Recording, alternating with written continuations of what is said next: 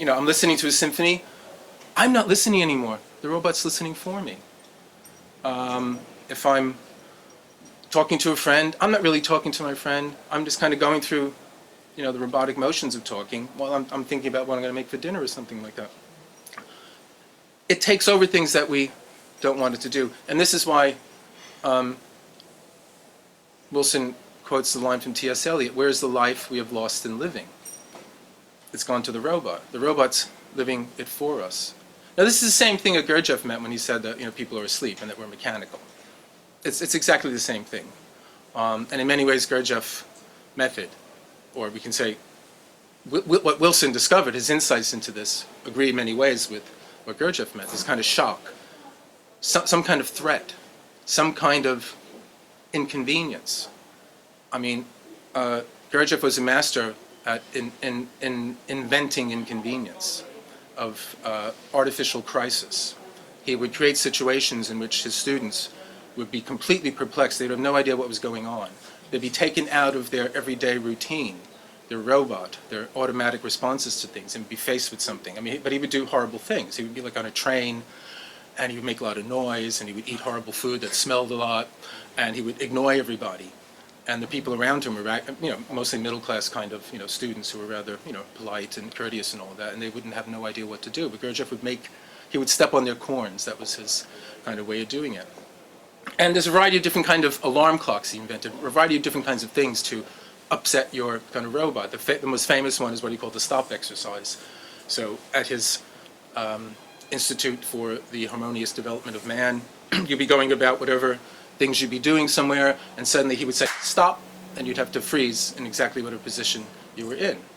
And this would put you in a very uncomfortable thing, and you would sort of feel more alive and more vital and more there.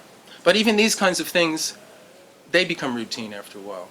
Graham Greene, after many times trying to blow his brains out, it's amazing, right? It's amazing that he didn't. But after trying to blow his brains out so many times, he got bored with that too.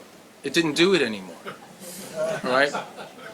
So he got a cannon. No, it didn't do it anymore. And so, same thing. So Gurdjieff's kind of stopped his kind of artificial crisis, his kind of induced inconvenience.